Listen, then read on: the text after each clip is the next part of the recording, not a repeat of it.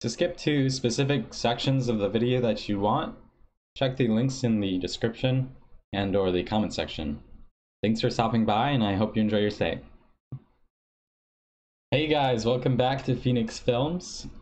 We're gonna get to watch Attack on Titan Season 1, Episode 4 today. I've had another awfully busy and stressful week this past week. I wear this hand-me-down Fitbit to track my sleep, and I can just watch it like steadily decline throughout the past week. Good news is that my schedule should be more relaxed for the next month or so, so hopefully more videos, more episodes. Thanks a bunch for all of your nice comments. Like, I get a really big smile when I read them. It seemed like a slight preference for faster videos. Hopefully with more time now I can do that without sacrificing quality. I'm starting to kind of like the editing. I think I want to stick with this method that I've kind of been going with, because I mean, I only get to react once, and I want these videos to be good enough so that I'll be happy if I look at them like in a few months or so. It also lets me rewatch the episode, and reading and watching like the episode at the same time makes the show feel super dense. So for rules regarding spoilers in the comments, my friend said he saw a comment that had some light spoilers, and he told me to remove it. It had like some character names in it, I think. I tried to do a bit of research on how to manage spoiler prevention on YouTube, and I'm not completely sure how it works, but I believe that you guys can help out. If you see spoilers or think something is a spoiler, you can flag them as spam, and with enough flags they're hidden or removed in some capacity.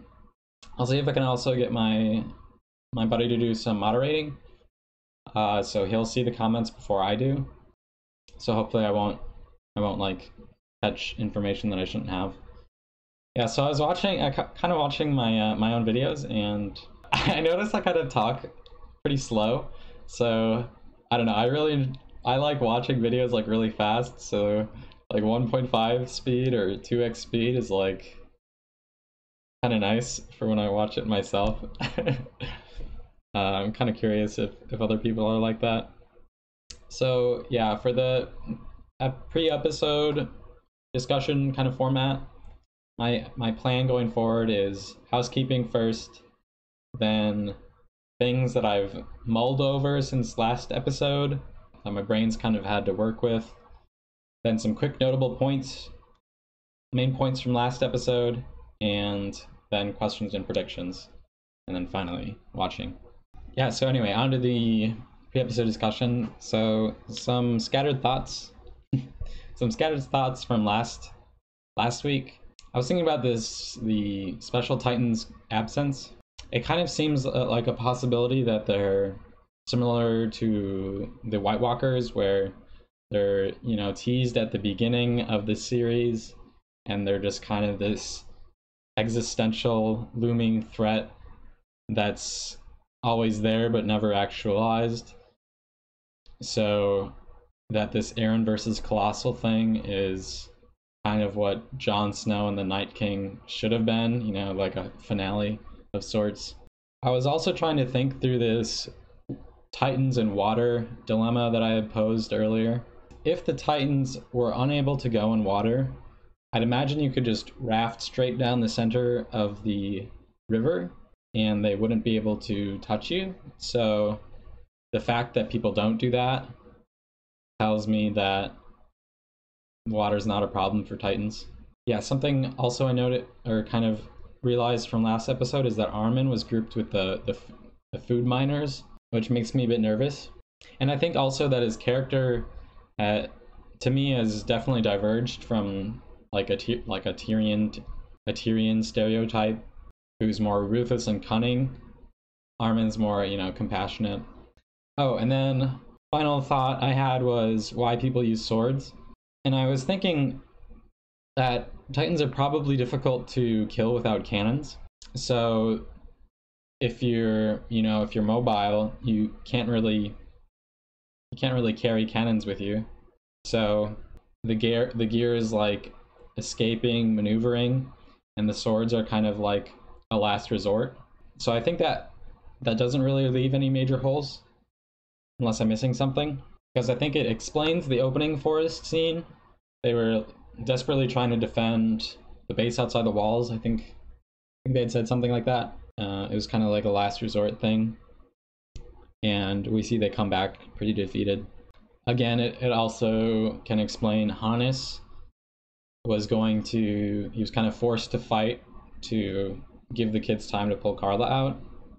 So he was kind of forced into it. We have the guards at the Giganshina rear gate who didn't use, I think they had gear on. They didn't like use their gear to fly away, or they didn't draw their swords. They were using the cannons. And then at the end of last episode, we saw Eren and someone else, I can't remember who, were using the gear without the swords. They looked like bike handles, I don't know. So I think that's like the default, and you kind of pull swords when you're like forced to fight, I guess. And in the opening credits song, it seems plausible that they're forced to fight in this city battle because the walls are smashed or something. I don't know. I could see this explaining it. Alright, quick main points from last time. We got a bunch of names: the Colossal Titan, the Armored Titan, Grisha, and the Military Police. We got some new characters and characterization. Eren we see is arrogant. Mikasa is unsentimental, maybe a little bit dense, but very much highly values Eren and Armin. And I think she's Japanese and might be like adopted. And then Armin is getting kind of like this empathetic side to him. We have Reiner, the blonde, stocky guy who's supportive and driven. Bertolt, the skinny, brown-haired guy, is kind of self-critical.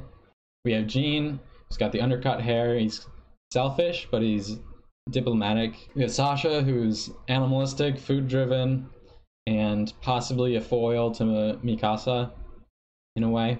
Then we have Marco, who's kind of idealistic. Connie, I don't know, he's like a smartass. We haven't really got much for him.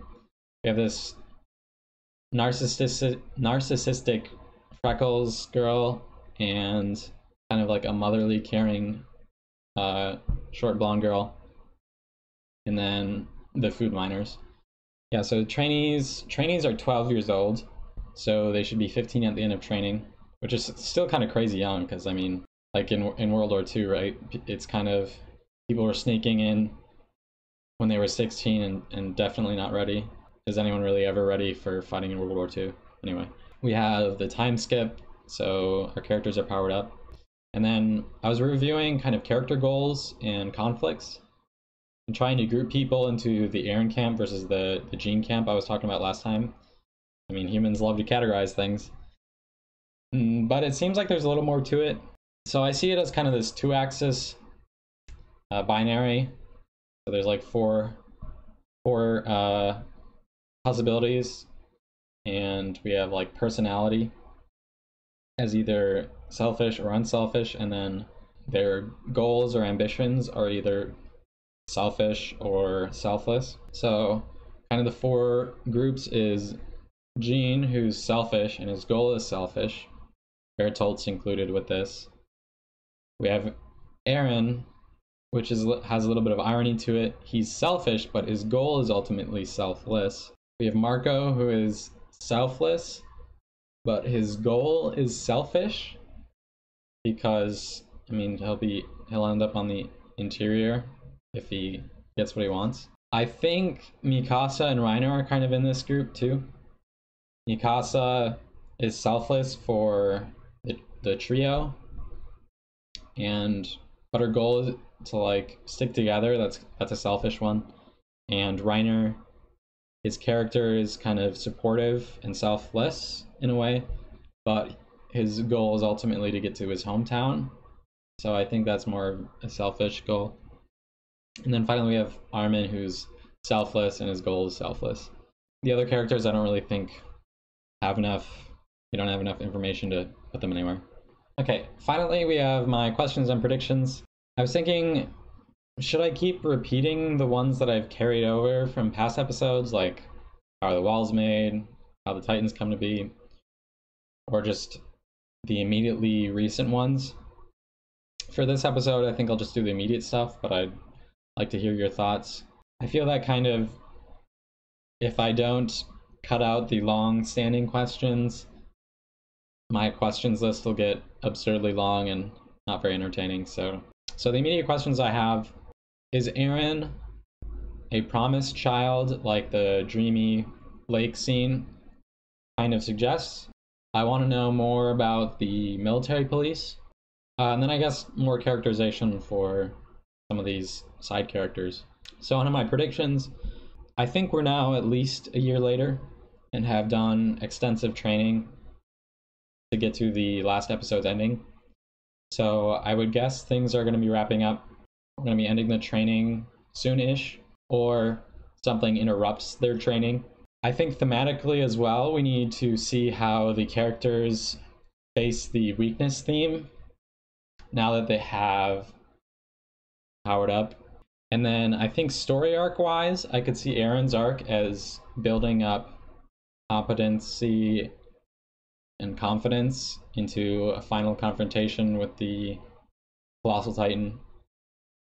And maybe this is brought about when they learn more about the world and figure out a way to confront these specials. So this character conflict between Bertolt and Reiner from last episode, or the goal conflict, I think this is set up so Bertolt has kind of like an arc where he works through his timidness and stands up to Reiner in some way.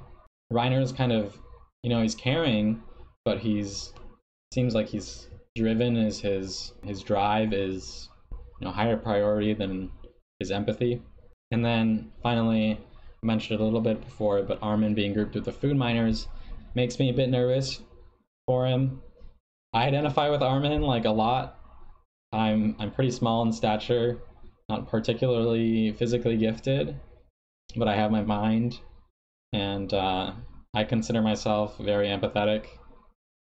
Just like Armin, I get driven to tears easily, etc. Yeah, but I could see his death being a catalyst for Eren's development, either like a downward spiral into like further rage or self-loathing, and then, or I could see it go where Eren vows to take on Armin's character traits, like his empathy and his selflessness, now that he's gone.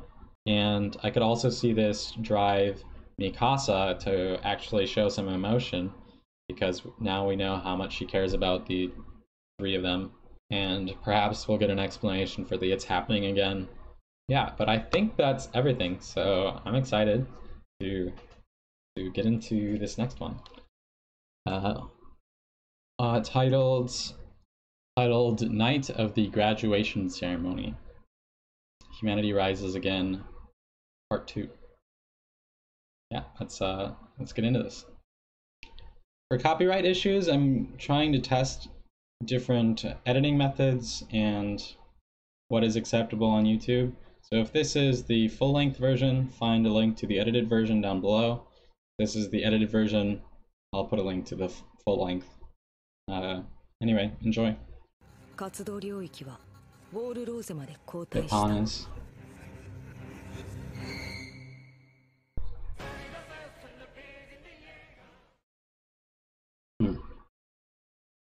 Yeah, definitely get a White Walker vibe.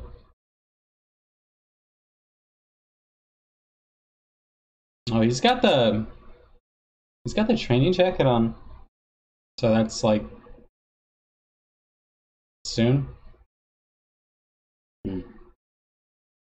Yeah, they all have the trainee. I think those are the trainee jackets. Oh, night of the graduation ceremony. Oh man. Come on, Armin. Oh no.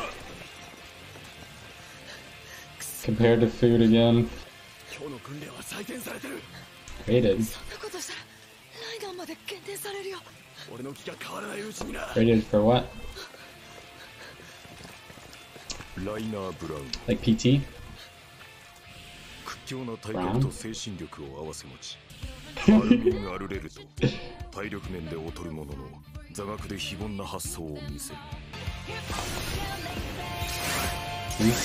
It's like wooden titans on the neck. Why is that like the only? Oh man.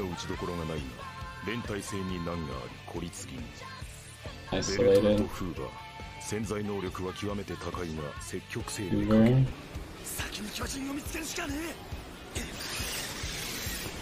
And so they are titans. And so the gradings for the military police.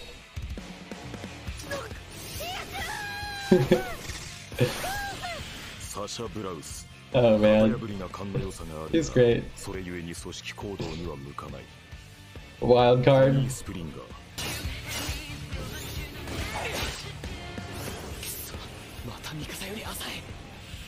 Always second.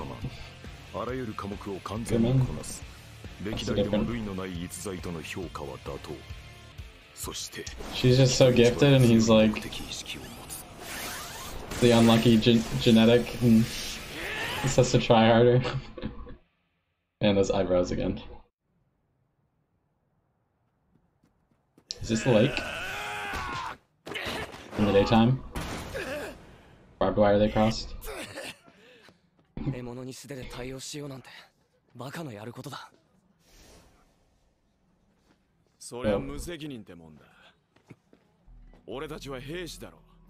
was that?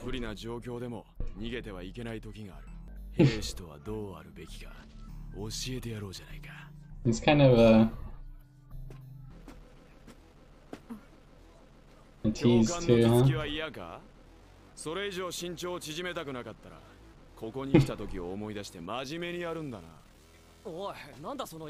Bully! Oh boy. Got her chin tucked.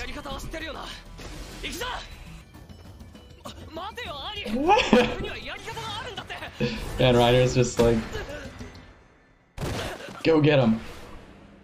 Damn. He's like,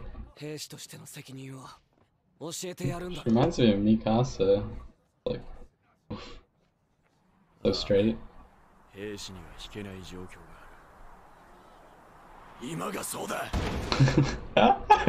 Oh man, he wrecked. Damn. 憲兵団に入って内地に行く権利をもらえるのは成績上位10人だけだからね。The top 真面目 10. にやってるのはあんたらのようなバカ正直な奴らか。単なるバカか。So that's the tryouts thing. Man, Connie always gets his head grabbed. 巨人に対抗する力を高めた者ほど巨人から離れられる。 It's like selfish versus selfless. このくだらない世界で兵士ごっこに興じられるほどバカになれない。 Wow, she's so nihilistic. お前は戦士にとことん向かんようだな。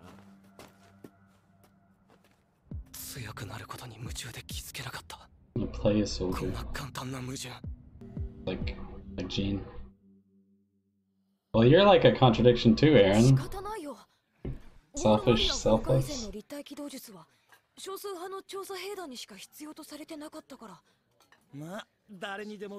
why the Shiganshina rear door guards him. おかしいと思わねえのか。巨人から遠ざかるために巨人殺しの技術を磨くって仕組みを。Parroting Annie. 俺のためにもこの愚策は維持されるべきだ。 Yeah. うっせえ、これが現実だ。エレン、やめなよ。やめなさい。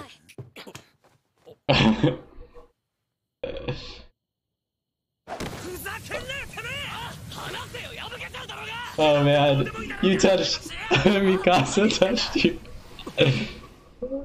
Oh man, that's so funny. Oh, he's like green with envy. Oh, everyone's green.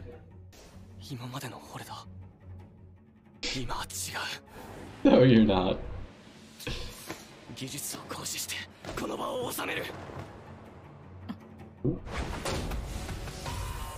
didn't just pick up the ideas, but the moves too, huh? お前がチンタラやってる間に痛い目にあって学んだ格闘術だ。楽して感情任せに生きるのが現実だって。お前それでも兵士かよ。Damn, it's like a speech directed at everyone. サシャが放棄した音です。Oh, she's such the scapegoat. Oh man. Is that a unicorn? Serve the king. So they are like the royal guards. Top 10. Ooh, this is lit. Top 10. Like all the... Okay. Mikasa at the top. So Aaron's in the top 10 too. It's like kind of taking up a slot.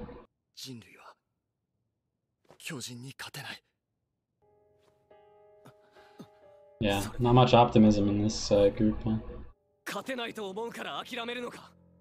巨人に対して物量戦は意味がない。負けはしたが、 Kind of reminds me of Romans versus Hannibal. They sent army after army. And Hannibal does all. You like the only one of his camp? Everyone else is in the blonde guy's camp. I don't remember his name. I think he was a food miner though.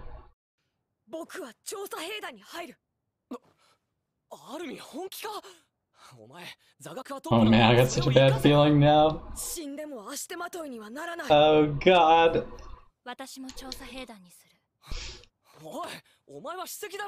Gotta stick together.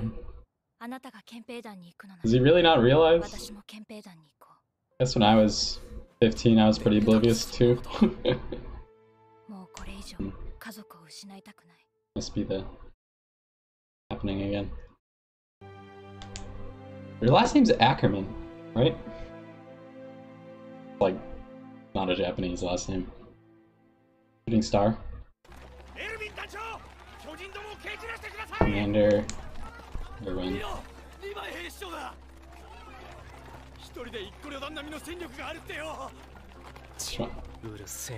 That one.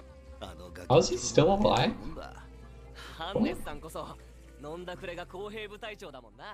Captain. Why did he make it back? What? What?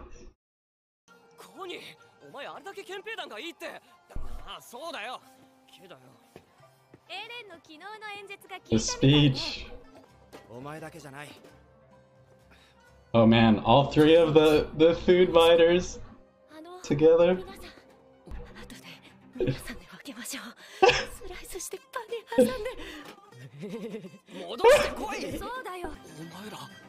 Gotta use Sasha, you know?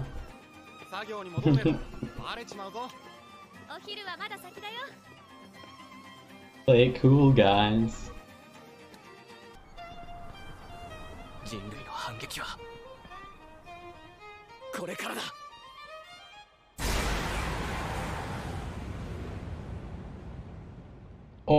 What? Teleporting? Is this real? Oh my, what?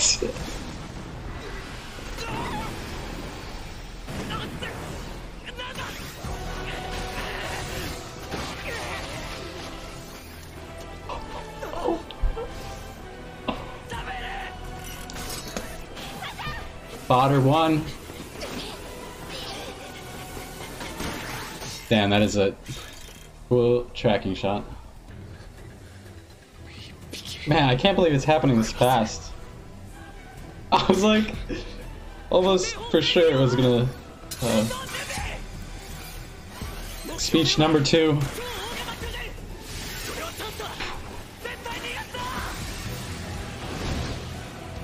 Wow.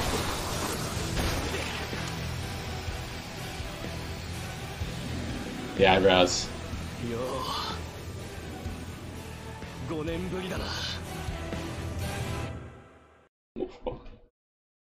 What? Oh man, that last shot too is like...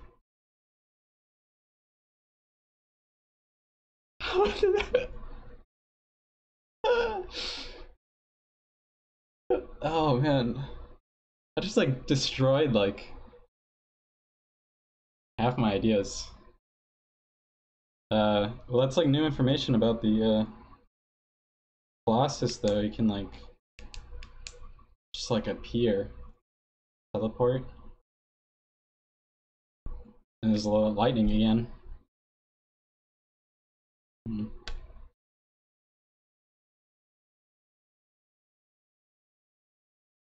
Man, oh. Guess we got like most of 2 episodes for our downtime, and we're just like right back into it.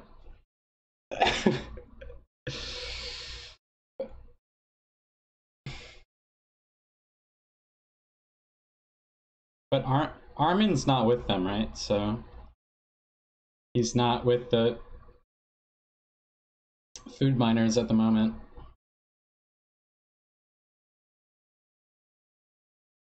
Yeah, like Samuel, he's already out of commission, getting a grappling hook through your leg. And pause, preview. Oh my god. I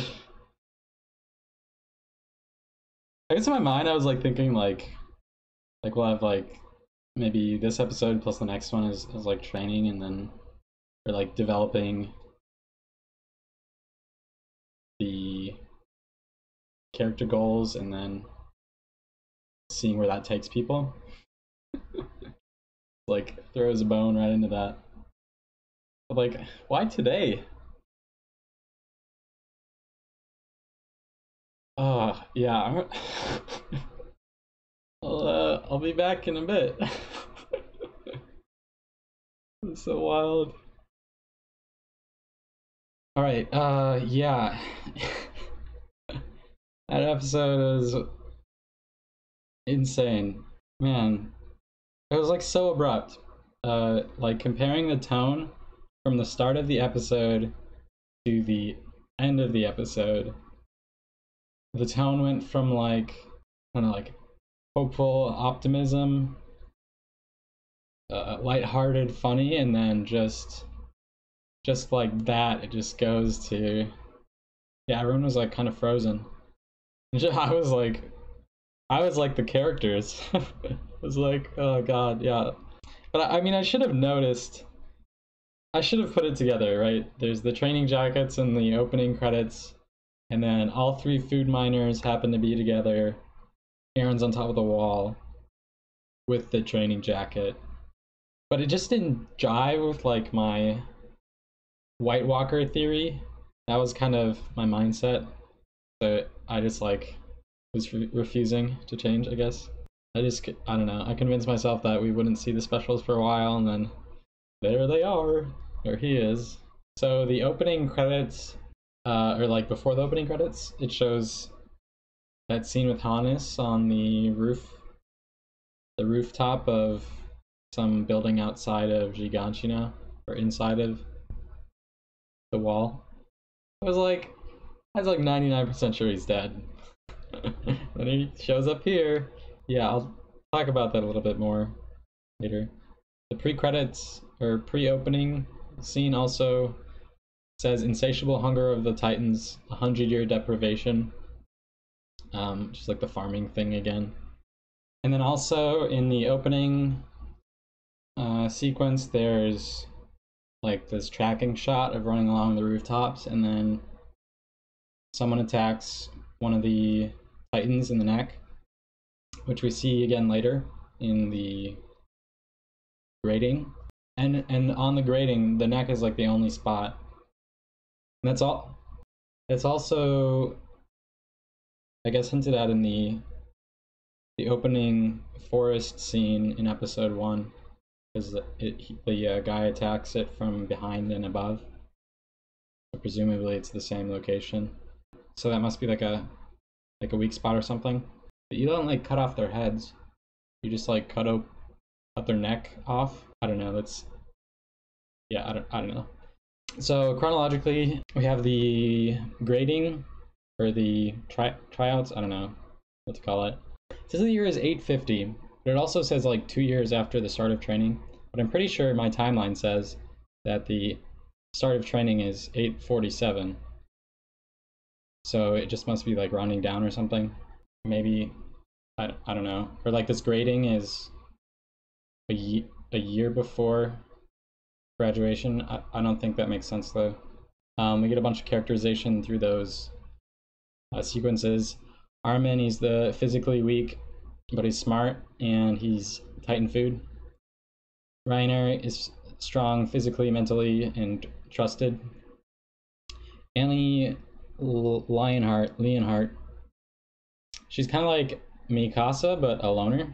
And her last name reminds me of like Richard the Lionheart, the English Crusader King. I think that's also like Robin Hood reference. Bertold Hoover is his last name. Lacks initiative, we knew that. Gene Kirstein, he's a master at 3-dimensional gear, but he's brash. Sasha is good old Sasha. Connie is agile but mentally slow.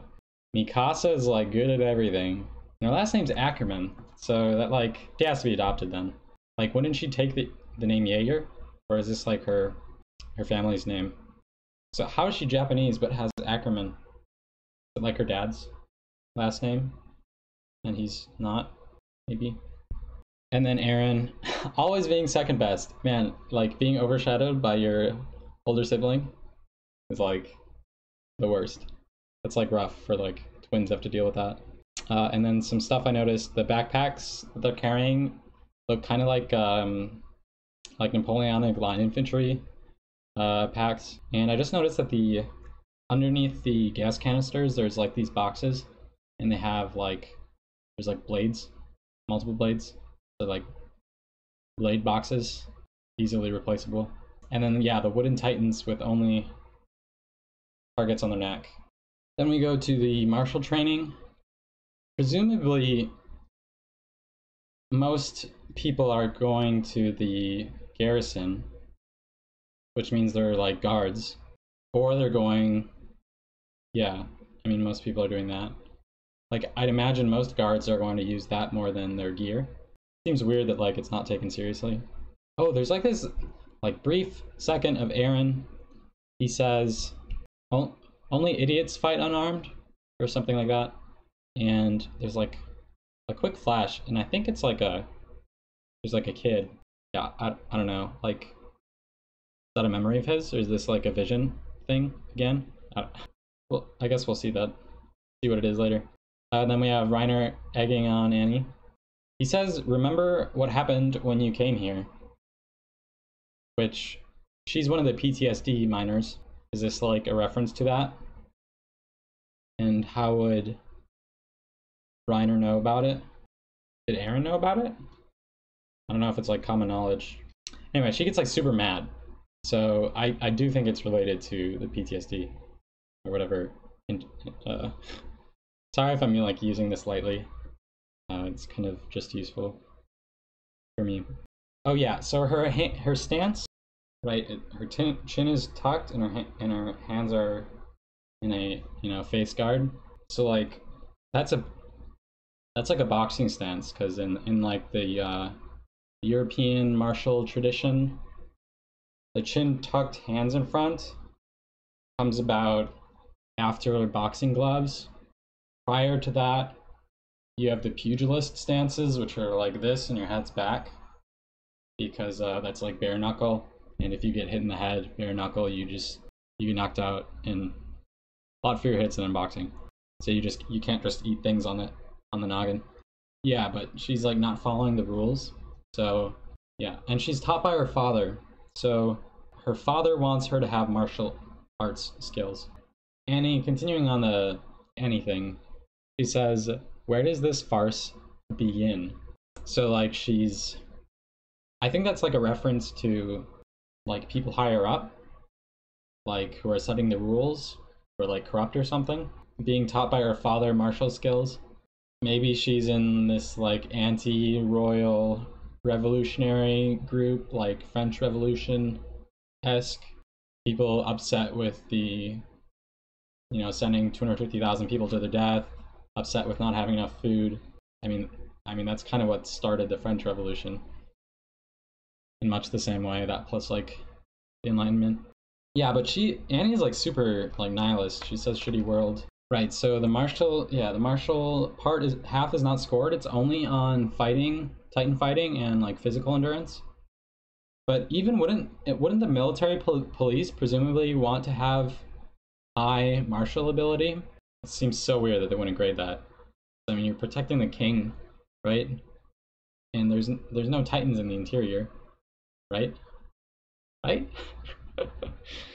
Oh, yeah, I don't know. And you have Eren.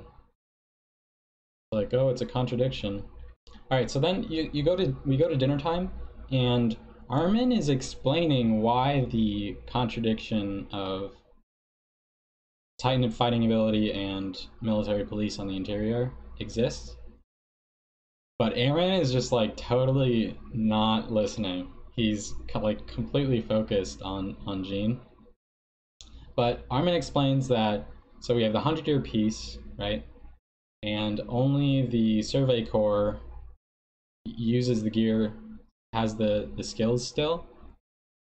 So to preserve the knowledge, the interior is motivation for people to improve their Titan fighting ability, so that the knowledge is not lost. Oh man, the John Eren fight scene. Mikasa grabs like Eren on his hand, and Jean just like, "How dare you?" He's like so, oh man, and then he says like he's jealous or whatever. Oh, and then Eren makes just this stupid line. John is this ranting idiot with no control. That used to be me, but not anymore. Like, still are. Don't lie to yourself. Yeah, maybe that's his character arc, I guess. And Eren with that speech to like all of the people in the room, don't take the easy way out. Otherwise you can't call yourself a soldier. And Sasha is the punching bag again. And like Gunny's like not surprised.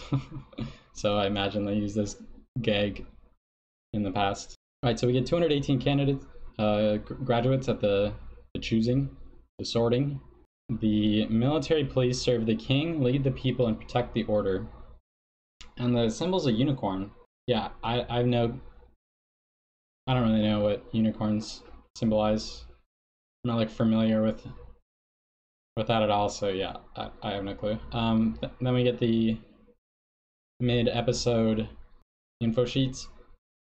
We have the 1 through 10, and in number 10 is the little blondie from last episode, and her name is Crystal Lens. Then we have from 9 to 1, we have Sasha, Connie, Marco, Jean, Eren, Annie, Bertolt, Reiner, Mikasa. Yeah, I mean, I think that makes a lot of sense. All of the characters that we've been introduced to are the best ones. Supposedly, I guess they'll have a higher chance of not dying. Then we have dinner number 2. Sasha, I think, and Connie are talking, and she's like wanting to join the military police because then she won't go hungry. So I think that's like a confirmation of her village in the mountains had food shortages. It kind of occurred to me that Eren is kind of wasting one of the 10 spots, in a sense, because like someone could have taken that. And then Thomas is like extremely pessimistic, and I think he's like speaking for almost everyone in the room, because the guy next to him is like, yeah, I mean, he's kind of right. He like looks down, and then Eren gives like this pep talk, like people died for this like information that we have now that we've trained by, so don't waste it. And it kind of reminded me of like two different things, I guess. Either like Roman Republic in the Second Punic War, when in less than 2 years they have 3 disastrous battles and like 120,000 Romans get slaughtered, but they continued raising more armies, and they learned to not fight Hannibal straight up and start like kiting around Italy. And then the other one, I guess, is like World War I trench warfare, when I don't know how many millions of men did it take before doctrine changed? A lot. Dan Carlin, Hardcore History. It's a podcast if you haven't listened to it. His Blueprint to Armageddon, which is on World War I, is phenomenal. Anyway, oh yeah, so Aaron wants to live outside, and this like reminds, I think Armin kind of gets like this, oh yeah, that's what I wanted once upon a time. But I think he kind of is getting it back and doesn't want to hold people. Oh yeah, Armin's new kind of characterization is that he doesn't want to hold people back. He doesn't want to hold Reiner back in the beginning, and then his 2 best friends. And then he says, like, if it kills me. So, like, Armin, food miners, if it kills me, I'm like, oh man. I'm like 85% sure he's gonna die.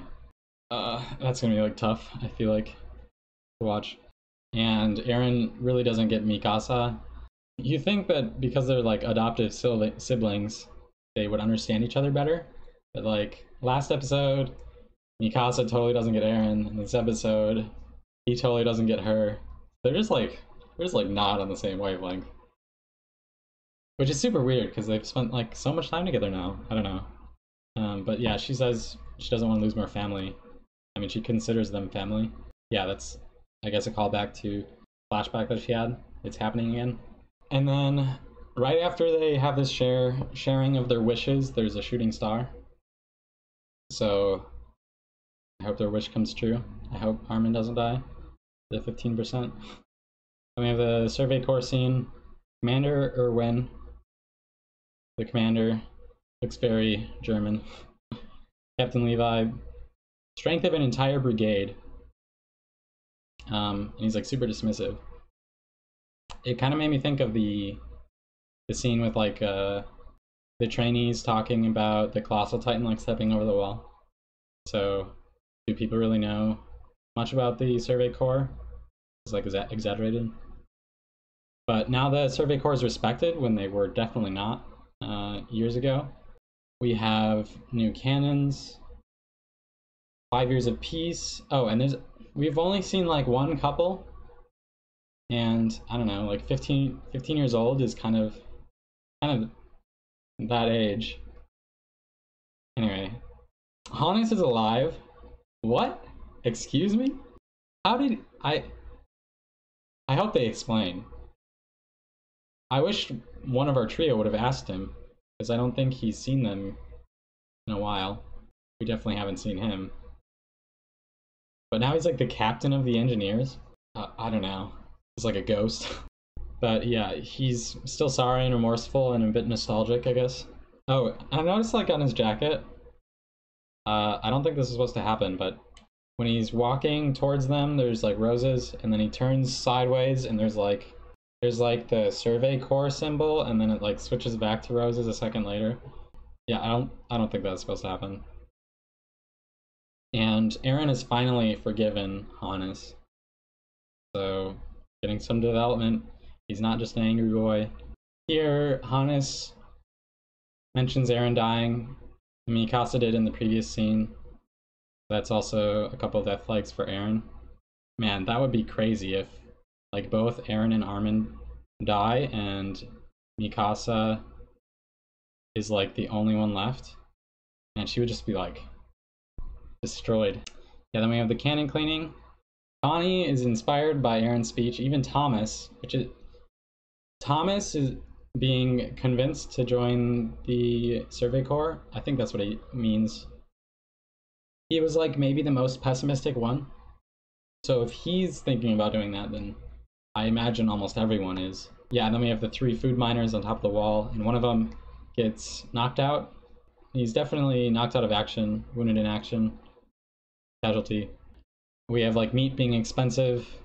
Yeah, it takes a lot of land to feed animals, to eat them. Kind of inefficient.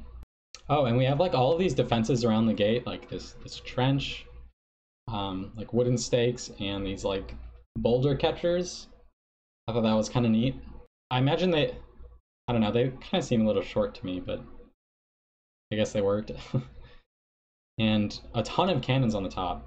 Like, yeah, so I mean, this would have been effective if the Colossal had to walk all the way over, but he just like, yeah, he just like suddenly appears in the lightning again. Yeah, so he's not like growing. He's like teleporting. Yeah, I don't know.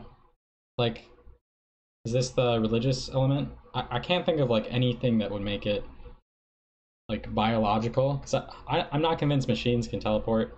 Maybe. I doubt it. I think it's more of like the fantasy, like the White Walkers part of this show.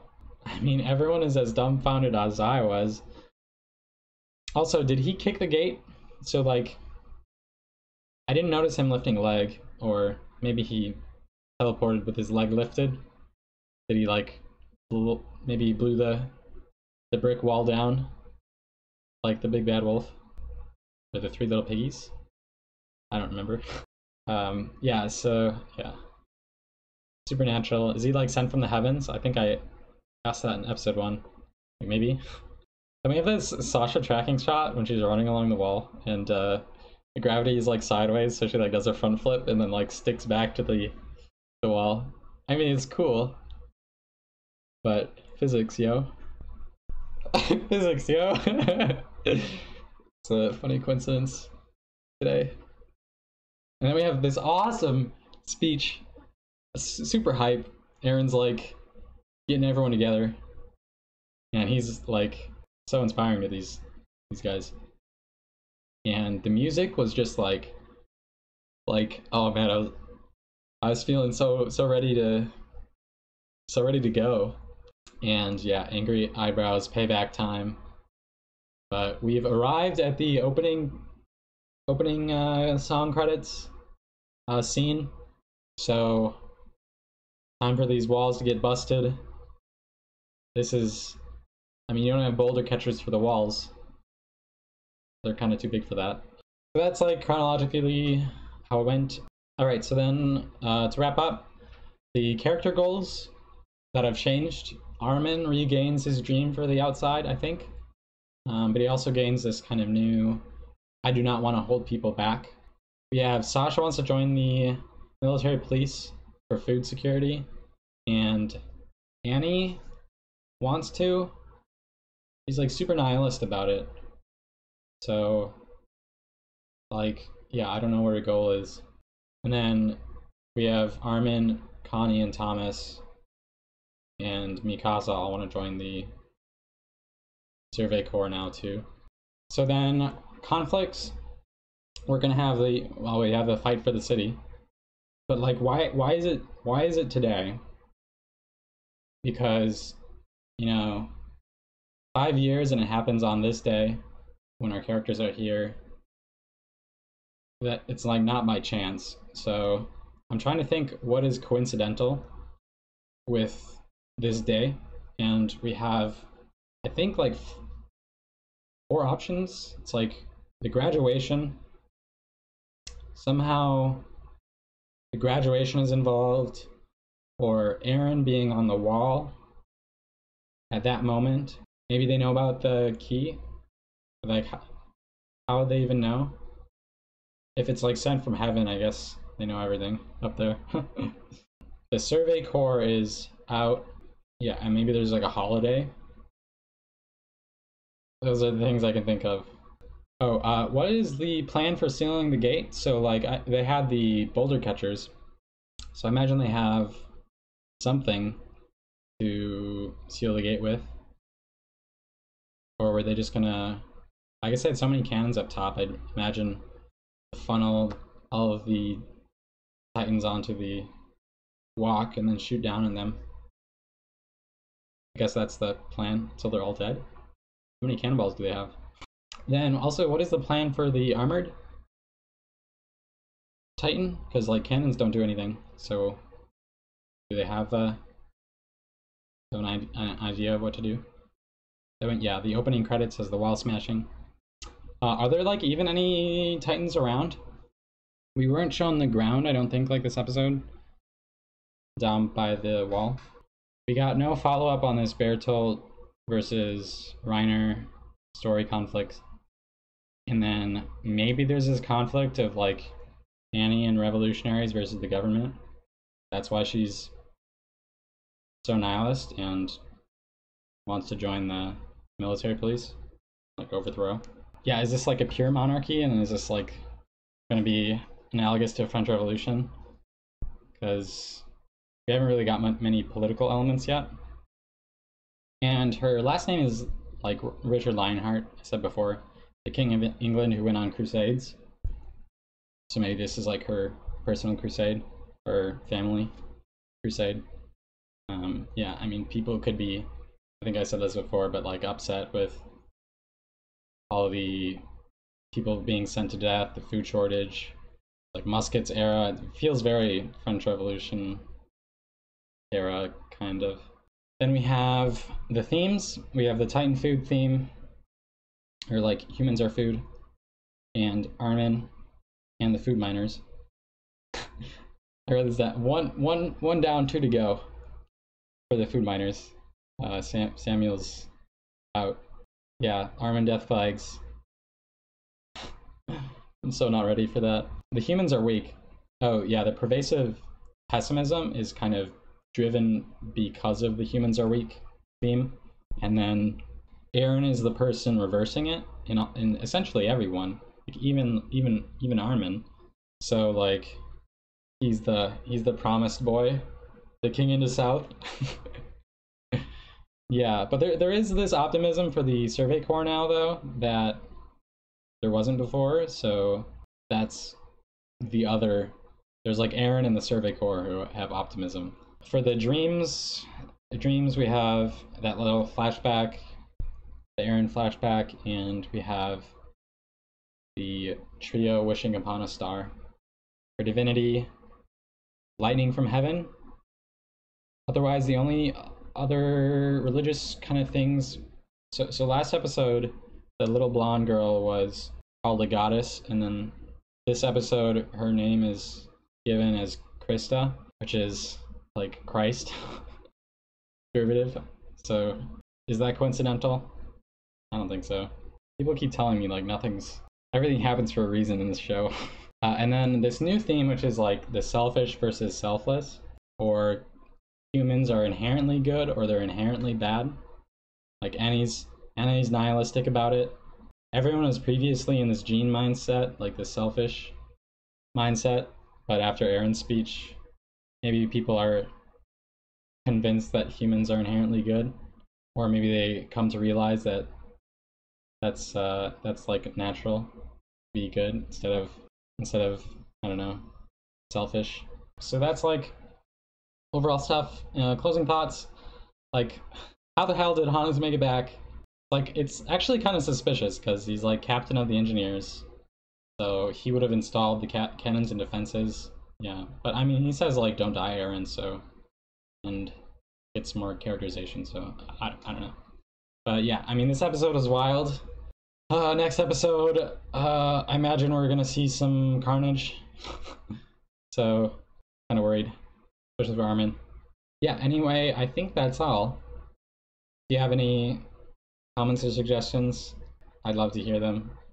Otherwise, thanks for watching, for staying this far. If you liked it, like it, and subscribe. Yeah, that just feels so weird to say. Like and subscribe. Yeah, anyway, I'll see you next time.